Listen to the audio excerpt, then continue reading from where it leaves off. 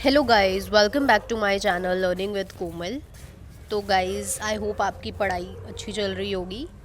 तो आज हम एग्ज़ामिनेशन में जो क्वेश्चन आया है अकाउंटिंग स्टैंडर्ड्स का, आज उसका आंसर हम इस वीडियो के माध्यम से करने वाले हैं। एक्सप्लेन करेंगे आपको। Right a detailed note on compliance and applicability of accounting standards in India. आज हम इस क्वेश्चन का आंसर करेंगे जो कि 16 मार्क्स में हमारा आता है। ओके, तो चैनल पर न्यू है तो चैनल को सब्सक्राइब ज़रूर कर लीजिएगा, क्योंकि ऐसी ही हेल्पफुल वीडियो हम अपने चैनल पर लाते रहते हैं जो आपके लिए काफ़ी ज़्यादा यूज़फुल होंगी, स्पेशली इन एग्ज़ाम टाइम। और उससे पहले आप प्रिपरेशन भी कर सकते हो हमारे चैनल पर। और इससे पहले हमने काफ़ी सारी अकाउंटिंग स्टैंडर्ड्स की वीडियो अपलोड करी है चैनल पर। आई होप आपने वो वॉच की होंगी, आपको समझ में आया होगा। और मुझे कमेंट ज़रूर करें, बताएं मुझे कोई दिक्कत है तो ठीक है, उसका जवाब मैं दूंगी। और वीडियो को लाइक ज़रूर कर दीजिएगा, आप लाइक में कंजूसी ना कीजिए, ठीक है। तो चलिए अब शुरू करते हैं। तो जैसा कि आप देख रहे हैं, the explanation of the compliance and applicability of the accounting standard in India are as follow. तो अब हम इसको एक्सप्लेन करेंगे। सबसे पहले बात करेंगे हम कंप्लायंस की। किसके कंप्लायंस की? अकाउंटिंग स्टैंडर्ड्स के।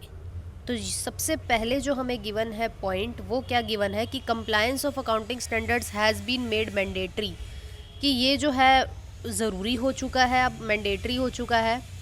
Sub section 3A to section 211 requires, जो हमारा सब सेक्शन 3A है से लेकर 211 तक रिक्वायर होता है कि her that every profit and loss account and balance sheet shell comply with the accounting standard, कि भाई प्रॉफिट एंड लॉस अकाउंट और जो बैलेंस शीट है वो अकाउंटिंग स्टैंडर्ड्स के अकॉर्डिंग ही कंप्लाई हो।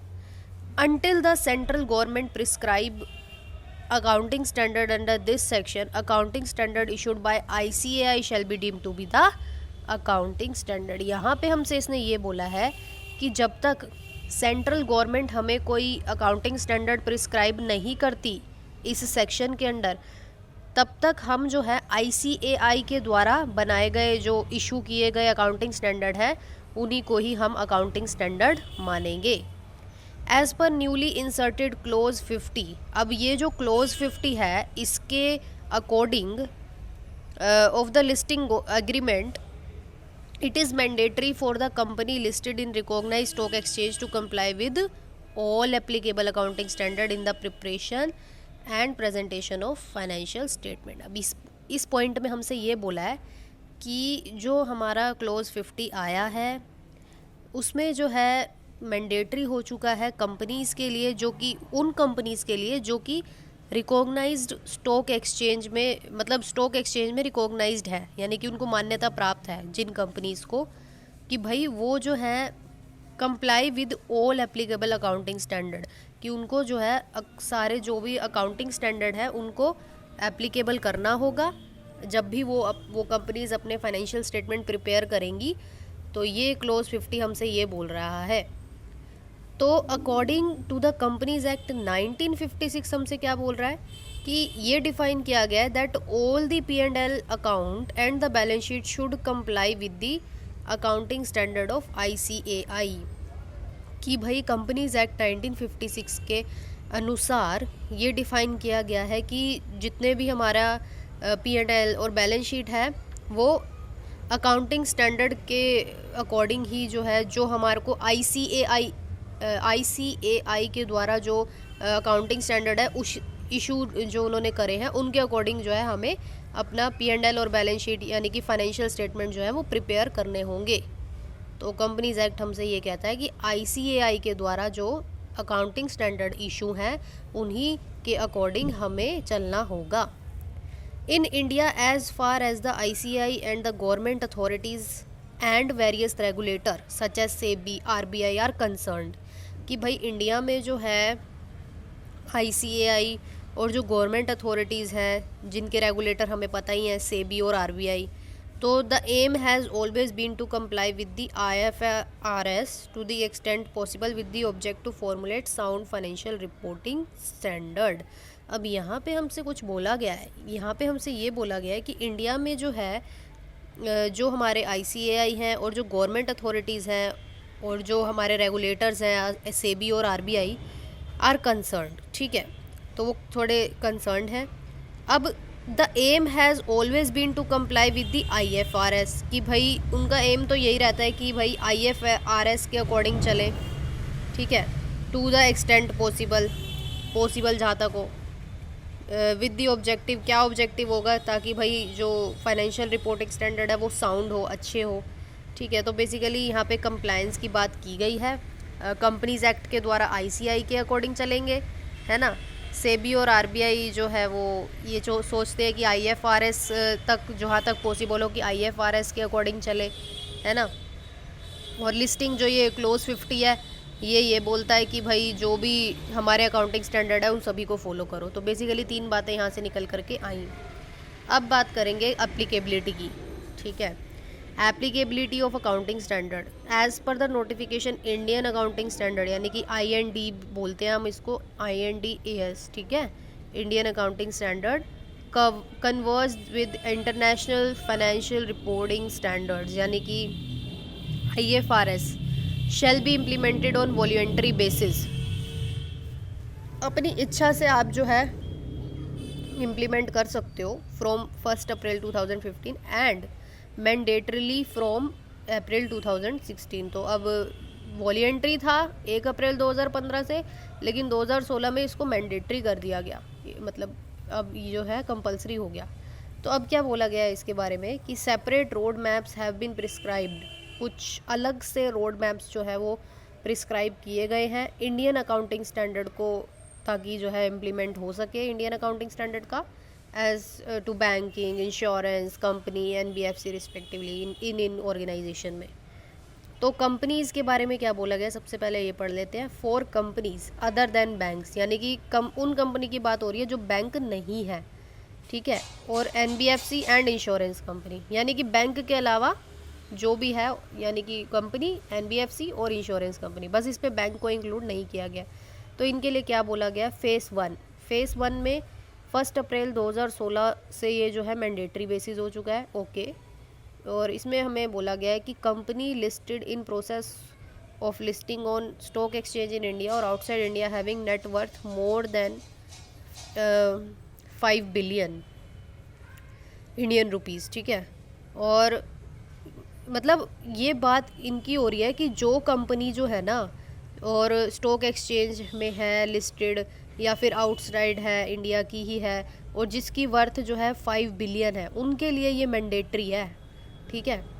उसके बाद दूसरा, unlisted company having net worth more then, अगर कोई कंपनी अनलिस्टेड है यानी कि वो स्टॉक एक्सचेंज में लिस्टेड नहीं है और उसकी वर्थ जो है यानी कि उस कंपनी की वर्थ जो है वो 5 बिलियन इंडियन रुपीज़ है, ठीक है, ये याद रखना। तो parent, subsidiary, associate and joint ventures of the above, और इन यानी कि अनलिस्टेड कंपनी और कंपनी के जो भी पेरेंट कंपनी हो या सब्सिडरी हो, एसोसिएट हो, जॉइंट वेंचर हो, तो इनके लिए जो है मैंडेटरी हो चुका है। ये जो है फेज़ 1 के अकॉर्डिंग है। अब हम बात करेंगे फेज़ 2, ठीक है। फेज़ 2 1 अप्रैल 2017 से मैंडेटरी हो गया था।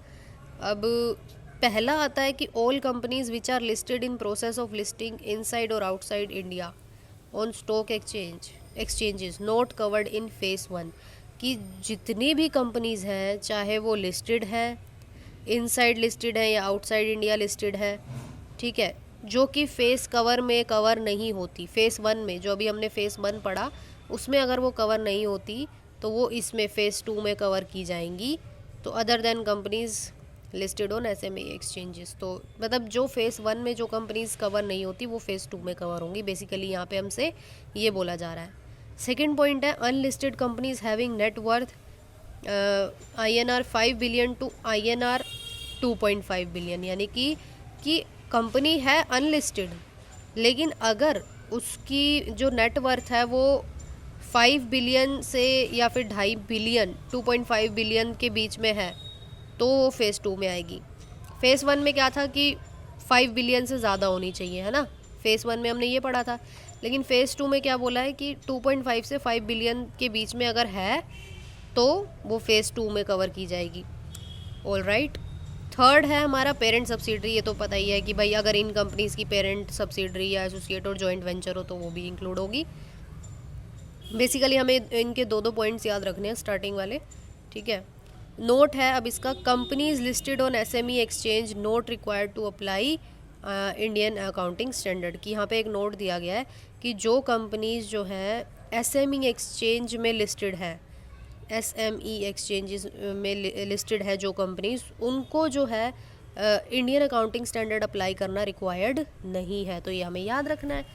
ऑल राइट, अब क्या बोला गया है कि Indian accounting standard are applicable and an entity is required to follow the Indian accounting standard for all the subsequent financial statement. कि इंडियन अकाउंटिंग स्टैंडर्ड जो है वो एप्लीकेबल होता है, जो एंटिटीज़ हैं बिजनेस एंटिटी उनको रिक्वायर्ड है कि भाई वो इंडियन अकाउंटिंग स्टैंडर्ड को फॉलो करे, जो भी अब उनके आने वाले फाइनेंशियल स्टेटमेंट्स हैं उनमें।